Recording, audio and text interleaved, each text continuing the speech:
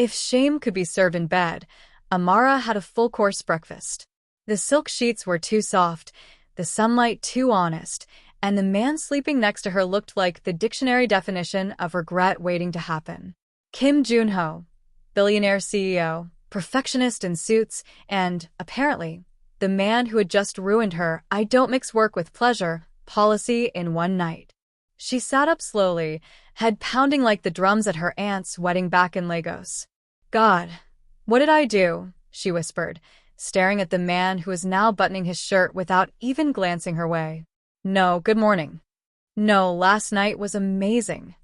Just silence, the expensive, cold kind that came with people who had more money than emotions. When he finally spoke, his voice was calm and clipped, like he was negotiating a hostile takeover. "There's an envelope on the nightstand. I suggest you take it and disappear." Amara blinked. "Excuse me?" He looked at her, really looked at her for half a second. That sharp jawline, those cold eyes. The same ones that had looked at her with warmth just hours ago. "You knew what this was," he said, slipping on his watch. "It can't happen again. Take the money. Don't contact me."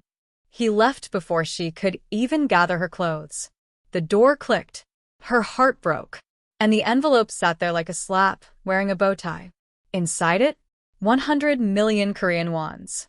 10 years later, somewhere in Seoul's quiet suburbs, 3 9-year-olds were destroying peace, Wi-Fi, and reputations, all before breakfast. "Mom," cried Zara, the dramatic one with cheekbones that could slice through lies. "Do you know they want me to model for them? The same company that blacklisted you after that night? Never. This is revenge." Amara looked up from the stove, blinking. "What did I say about yelling before pancakes?" Zara crossed her arms. "Revenge can't wait till after pancakes." In the living room, Zion, the eldest, was busy typing furiously on a laptop that looked way too advanced for a 9-year-old. Lines of code filled the screen. "Zion," Amara warned, "you better not be hacking again." He didn't even look up. "Mom, they deserve it. The system was weak. I'm just teaching them about karma in binary." Next to him, Zayn, paintbrush in one hand, orange juice in the other, nodded wisely. "He's right. Art and tech are both weapons." Amara sighed. She should have known they got their dramatics from her. That evening, the whole of South Korea was talking about one thing: the fall of JH Enterprises. At the gala meant to celebrate their youth partnership initiative, things had gone south. First, the child model, Zara Cole, had refused to walk the runway. Then the genius hacker, Z, had crashed their presentation, replacing their slogan with, "This is revenge for our father." And to seal the scandal, 9-year-old painter Zayn had unveiled his art collaboration and announced to the press that the company had plagiarized him. 3 kids, 1 family, and a billionaire's empire in ruins. Meanwhile, in his office, Joon-Ho hadn't slept in days. He stared at the message now sitting on his desk, scrawled in crayon and written like a war declaration. "This is revenge for our father." His assistant trembled. "Sir, we've traced everything to a mansion just 2 hours away from the city." Joon-Ho's heart stopped. A mansion? Nearby? It couldn't be. He'd searched for her for years. Every trace had vanished, her bank account, phone, even her passport. But she had been here, raising his children right under his nose. Amara was in the middle of laughing over burnt pancakes when the front door slammed open.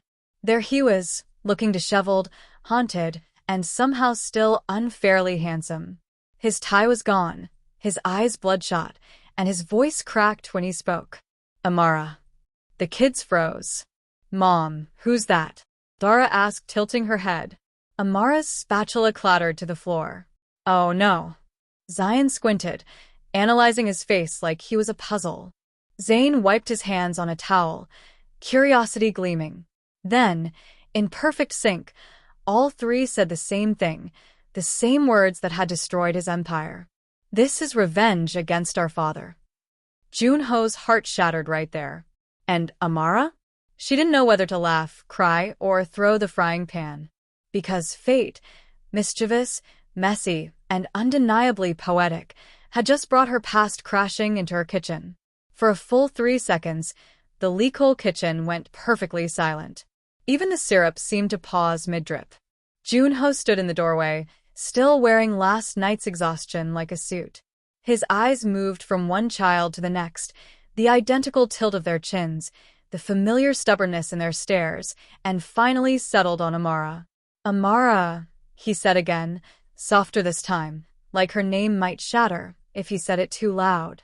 She blinked once, twice, then did what any sane woman would do after 10 years of ghosting and $1 billion scandal. She grabbed the frying pan. "Get out," she hissed. "Mom," Zara whispered, clutching her pancake plate. "Why is the CEO of JH Enterprises in our kitchen?" Zion didn't look up from his tablet. "Because karma has a GPS." Zane, ever the diplomat, dabbed paint on a napkin and mused, "This composition is going to be art." Amara inhaled through her nose, counted to 3, and turned back to Joon-Ho. "You have 5 seconds to explain why you're in my house before I demonstrate how effective cast iron can be at erasing memories." He didn't flinch. Typical CEO. "I didn't know," he said quietly. "Amara, I swear I didn't know about them." Her laugh was sharp. "Of course you didn't. You were too busy throwing envelopes and running empires." The triplets looked between them like spectators at the world's strangest tennis match. Zara crossed her arms. "So, you're the reason Mom never dated?" Zane tilted his head. "Or smiled properly during Christmas?" Zion didn't even glance up. "Explains his company's poor ethical record." "Enough." Amara's voice cracked, half fury, half panic.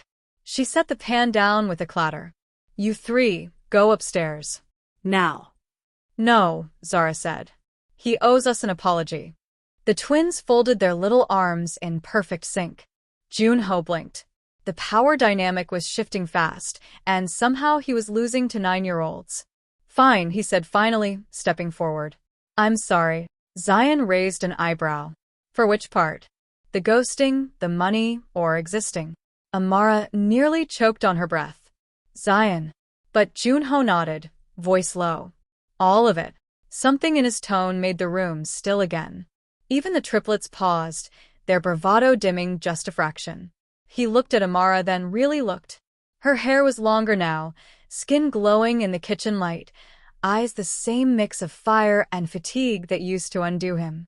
"You disappeared," he said quietly. "I searched for years." "And you think that makes it better?" she shot back. "You told me to disappear. I regretted it the second you walked out." Amara's jaw tightened. "You don't get to rewrite history." The triplets exchanged glances. Zara whispered, "This is better than drama class." Zane murmured, "I should be sketching this." Zion sighed. "Emotional data collection in progress." "Upstairs," Amara repeated, pointing toward the stairs. 3 sighs. 3 sets of footsteps. 3 little spies who definitely hid halfway up the landing to listen anyway. When the door to the hallway clicked shut, silence settled like dust. Joon-Ho took another hesitant step. "They're incredible." Amara folded her arms. "Of course they are. They had to be." "You raised geniuses." "I raised survivors," she corrected softly. "Children who didn't need a man to validate them." He flinched. For a man used to boardrooms and shareholders, this kitchen was the first place that ever made him feel small. "Amara, I can't change what happened," he said. "But I can start making it right." Her laugh was half bitter, half broken. "You think you can just walk back in and fix a decade with a speech?" "No." "But I had to try." Something in his voice cracked the anger she'd held together for 9 long years. For a heartbeat, the air between them wasn't war. It was memory. Of a night that shouldn't have meant anything, and somehow meant everything. She looked away first. "You should go." "I will," he said, but he didn't move. "Just let me see them again tomorrow." Amara hesitated. "We'll see." It wasn't a yes, but it wasn't a no either. Upstairs, the triplets huddled by the banister. "He looked like he hadn't slept in weeks," Zara whispered. Zion frowned. "He's a data set in distress." Zane smiled slightly. "He's our dad." They fell silent. The word hung heavy and new. Do we forgive him? Zara asked. Zion shrugged. Forgiveness is strategic. Zayn grinned. Revenge can be, too. Amara's voice floated up the stairs. I can't hear you scheming. Not scheming, Zara called back. Just processing. That night, when the house was quiet, Amara stood by the window, watching city lights blink like distant stars. Her phone buzzed, a message from an unknown number. Joon-Ho, I meant it. I'll do anything to earn a place in their lives. And in yours. She stared at the text for a long time before locking the screen. Her heart betrayed her with a small, impossible smile. Down the hall, 3 small geniuses were already drafting blueprints for Operation Dad Audit. Tomorrow, chaos would continue. But tonight, peace, warm, awkward, and overdue, finally sat at their table. Joon-Ho had faced shareholders, hostile takeovers, and scandals that could sink nations. None of it prepared him for pancakes. Or, more specifically, for 3 9-year-olds who were determined to ignore him while chewing loudly enough to prove a point. Amara leaned against the counter, arms folded, wearing a look that said, "This is your circus now." Zara stabbed her pancake, with dramatic flair. So, Mr. CEO, do you always break into women's houses uninvited? Zion didn't look up from his tablet. Technically, it's trespassing. Zayn, the artist, swirled syrup on his plate like it was paint. Maybe he's here to study family dynamics for a new project called Regret. Amara coughed to hide her laugh. Joon-Ho rubbed his temple. I asked your mother if I could come, he said calmly. She didn't say no. Amara lifted an eyebrow. That's because I was too tired to argue. Joon-Ho came back the next morning armed with breakfast from the best bakery in Seoul, a bouquet of flowers for Amara, and 3 small boxes for the kids. Zion opened his first, a sleek mini laptop built for coding prodigies. His eyes widened, then narrowed suspiciously. Bribery detected. Zara's box held a custom designer sketchbook with her name engraved in gold. She gasped despite herself. It's pretty, she recovered quickly. But I'm still mad. Zayn's gift was a portable paint set in a handcrafted wooden case. He ran a thumb along the lid and whispered, It smells like inspiration. Amara crossed her arms. And what's in the 4th box, Joon-Ho? An apology wrapped in ribbon. He looked at her and smiled softly. No. Just breakfast. I didn't think you'd let me stay long enough for anything else. Her chest betrayed her with a flutter. She turned away. Don't get comfortable. Zara's teacher nearly fainted when the famously stoic Kim Joon-Ho volunteered for career day. He showed up in a rolled-up white shirt, sleeves halfway to his elbows, talking to a room full of 9-year-olds about leadership and ethics. Zion hacked into the smartboard mid-speech and replaced his father's presentation slide with, Step 1. Don't pay people to disappear. The room gasped. Joon-Ho froze, then laughed. An honest, warm laugh that startled everyone, even himself. Fair point, he said into the mic. Step 2. When you make a mistake, spend the rest of your life fixing it. Even Zion blinked. The teacher clapped uncertainly. Later, as they walked home, Zion muttered, Not bad for a corporate robot. Joon-Ho grinned. High praise. I'll take it. By now, the city was buzzing with gossip. The CEO, who fell from grace, was suddenly being photographed carrying school bags and waiting outside dance practice. Amara nearly dropped her grocery basket when her phone buzzed with a trending video. Joon-Ho at a press conference, publicly apologizing not for his company's downfall but for his personal mistakes. I once thought power meant control, he said into the mic, but love, real love, teaches you humility. To the woman I hurt and the children I didn't know existed, I'm sorry. And I'll spend every day earning the right to be part of their world. The clip had over 3 million views before dinner. Amara tried to scoff. Tried. Instead, she found herself wiping her eyes in the spice aisle of a supermarket while pretending she'd inhaled pepper. This time, he didn't bring gifts. He brought himself. He showed up early, rolled up his sleeves, and helped the triplets make breakfast. He let Zayn smear flour on his face, endured Zara's sarcastic commentary, and even asked Zion to teach him basic coding. It's okay, Dad, Zion said eventually. You're at least 80% hopeless. Amara stood by the doorway, watching the chaos unfold. For the first time in years, the house sounded like laughter. Joon-Ho caught her gaze and smiled, a quiet, tired smile that reached his eyes. You look like you want to yell at me, he teased. I do, she said. Then why aren't you? Because you're doing the dishes. He laughed again, a sound she'd forgotten she loved.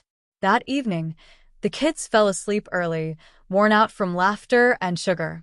Amara found Joon-Ho still in the kitchen, drying plates. You don't have to, she said softly. I want to. They stood in silence for a moment, surrounded by the quiet hum of the house they'd both built in different ways. He turned to her, voice low. I thought success meant not needing anyone. But standing here, I've never felt more like myself. Amara's throat tightened. You hurt me, Joon-Ho. You hurt us. I know. He met her eyes. But if you let me, I'll spend every day proving that the man you met once wasn't a mistake. The air between them softened. She could almost hear her heart arguing with her head, and losing. She sighed. One day at a time, okay? He smiled. I can work with that. Upstairs, Zara whispered into the darkness. Do you think Mom will forgive him? Zayn yawned. She already has. She's just pretending not to. Zion smirked. Let's give it a week before we update his status from enemy to potential ally. And in the kitchen below, Joon-Ho looked at the sleeping house and whispered into the quiet. For the first time in 10 years, I'm home. If anyone had told Amara 10 years ago that her ex, one-night-stand turned billionaire baby daddy would be living under her roof, helping with homework, folding laundry terribly, and trying to win her heart with burnt pancakes, she'd have laughed them straight out of her kitchen. But here he was. Joon-Ho Lee, billionaire, CEO, former heartbreaker, now a part-time dishwasher and full-time redemption project. Are you trying to kill us? Zayn asked, staring at the blackened pancakes on his plate like they'd personally offended him. Joon-Ho looked offended right back. They're artisanal, charcoal-infused. Zara giggled. Dad, they're burnt. Just say they're burnt. Fine, he muttered, looking helplessly at Amara. I was going for fluffy. They turned defensive. Amara tried not to smile. Tried. She failed miserably. Points for effort, she said, taking the spatula from his hand. Now move aside before you burn down my kitchen. The kids laughed, and for a moment, it felt like they'd been doing this forever. Like the years of distance were just smoke, thin and temporary. Zion's latest painting was going on display downtown. It was titled The Man Who Came Back from the Storm. When Amara saw it, her breath caught. It was Joon-Ho, standing in the rain, holding 3 small figures beneath an umbrella. His face was drawn with raw gentleness, eyes full of remorse and hope. Did you paint this for me? Joon-Ho asked softly. No, Zion said. For Mom. But you're in it. Because you're part of her now. Amara's throat tightened. Joon-Ho's hand brushed hers, just barely, and the touch sent 1,000 memories rushing back. Late-night laughter. Stolen glances. That one night they both pretended didn't mean everything. Zayn, Joon-Ho said as he stood beside his son's computer setup, you're brilliant. But I'm not here to take that from you. I want to help you build something new. The boy didn't look up. Why? So you can feel better about yourself. No, Joon-Ho said firmly. Because you're my son. And the world doesn't need to fear your genius. It needs to see it. Zayn finally turned, confusion flickering in his eyes. You're not mad. Mad. Joon-Ho smiled faintly. I've been outsmarted by a 9-year-old. I'm impressed. For the first time, Zayn smiled too. Maybe you're not as terrible as I thought. Maybe, Joon-Ho replied, voice warm. But I'm working on being better. Zara had agreed, reluctantly, to a small children's fashion show, only because Mom said it'd be good exposure. Joon-Ho showed up with a camera and an embarrassing amount of enthusiasm. Smile, princess, he called from the crowd. Zara rolled her eyes, but smiled anyway. When she tripped halfway down the runway, Joon-Ho was the first to rush forward, catching her before she hit the floor. "Are you okay?" he asked, holding her close. "Yeah," she sniffed. "You came fast." "Of course I did," he said softly. "I'll always come when you need me." The words hit everyone, especially Amara, like a quiet promise. That night, the power went out. The house glowed in flickering candlelight, laughter echoing through the halls. The kids played cards by the fireplace, while Amara and Joon-Ho sat quietly in the kitchen, the storm humming outside. He looked at her for a long moment before saying, "You built this home without me. You didn't need me, Amara, but I need you." Her heart stuttered. "Joon-Ho, I was a coward," he continued. "I thought money could erase guilt. But all it did was buy silence. You were the only real thing I ever had, and I threw you away." Tears filled her eyes. "You hurt me so deeply. I didn't think I could ever forgive you." He reached for her hand. "Then don't forgive me. Just let me love you. Let me try." And something in her finally broke. The walls, the distance, the 10 years of hurt, they all melted away as she leaned forward and kissed him. It wasn't desperate or wild this time. It was soft, Real. healing, a promise. The next morning, sunlight poured through the curtains. The kids were making breakfast badly, laughter spilling through the house. Amara woke up with her head resting on Joon-Ho's chest, his arm around her waist like he was afraid she'd vanish. "You stayed," she whispered. "I told you," he murmured, voice thick with emotion. "This time, I'm not leaving." Zayn burst into the room first. Ugh. "Gross. Are you two cuddling?" Zara giggled behind him. "I told you they were in love again." Zayn just smiled knowingly. "I'm painting this." Amara laughed as Joon-Ho groaned and pulled the blanket over his head. For the first time in 10 years, their home was loud, messy, and perfectly full. The ruthless CEO had finally fallen, not to a competitor, not to a scandal, but to the woman and children who had always been his greatest masterpiece. Epilogue. A year later, the Leaf family was impossible to ignore. Zayn's tech company was booming, with strict ethical codes, of course. Zara was the face of every major kids brand. Zion's art hung in galleries from Seoul to Paris. And Joon-Ho and Amara? They stood hand in hand at the opening of their family foundation, dedicated to supporting underprivileged single mothers and child prodigies. Reporters asked what inspired it. Joon-Ho just smiled and said, "A one-night stand I'll never regret." Amara elbowed him, cheeks flaming. "Don't say it like that." He leaned close, whispering against her ear. "But it's true. You and our kids, you're my forever." And just like that, the storm that once tore them apart became the wind that carried them home.